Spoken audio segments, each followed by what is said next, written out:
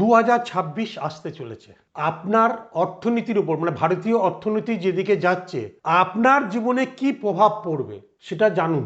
কারণ 2026-এ আপনার খরচ বাড়বে না কমবে কোনটা সেটা তো আপনার জানা দরকার। আপনার পকেটে কি প্রভাব ফেলবে সেটা এখন বোঝা হচ্ছে, বুঝতে পারা হচ্ছে সবচেয়ে জরুরি কাজ আপনার।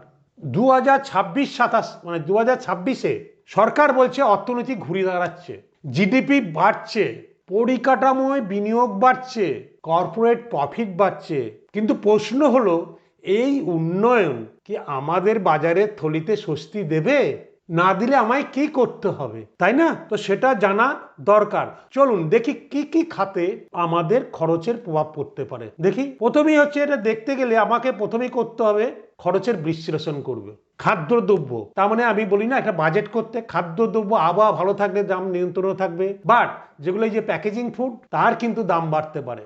ইএমআই বা হোম লোন, মানে হোম লোনের ইএমআই সুদের হার কমাচ্ছে, রেপো রেট কমেছে, সো ঋণের চাহিদা বাড়লে পরে কিন্তু আবার বাড়তে পারে। সুদের হার এখন কমছে। 3 নম্বর, আন্তর্জাতিক বাজারে জ্বালানি ও পরিবহন খরচ অস্থিরতা থাকলে কিন্তু দাম বাড়তে পারে, যেটা হচ্ছে জ্বালানি তেল বা এইসব নিয়ে, তাহলে কিন্তু জিনিসের দাম বাড়তে পারে। ইকোনমি গ্রো করলে হবে না, এগুলোকেও সরকারকে দেখতে হবে। মানে এডুকেশন খরচা বেড়ে চলেছে, ইনফ্লেশন ধীরে ধীরে ধীরে আমাকে খেয়ে নিচ্ছে, আমার যে ইনভেস্টমেন্টগুলো আছে সেগুলো ধীরে ধীরে খেয়ে নিচ্ছে।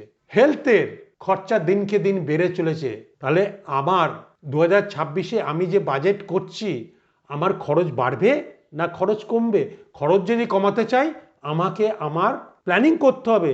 কারণ আপনার এখনই সময়, আপনার বাজেট রিভিউ করুন, বাজেট করুন কি কি খাতে খরচা হচ্ছে এবং কত টাকা রেডি খরচা হচ্ছে সেগুলোকে সামারাইজ করুন। সেখান থেকে বাজেট অ্যানালিসিস করে দেখুন কোনগুলো অপ্রয়োজনীয় খরচ বেশি হচ্ছে, তাহলে আপনি বুঝতে পারবেন আপনার খরচটা সত্যি করেই বাড়ছে না আমি অপ্রয়োজনীয় খরচ করার জন্য আমার টাকা বার করছি বা মানে খরচা করছি।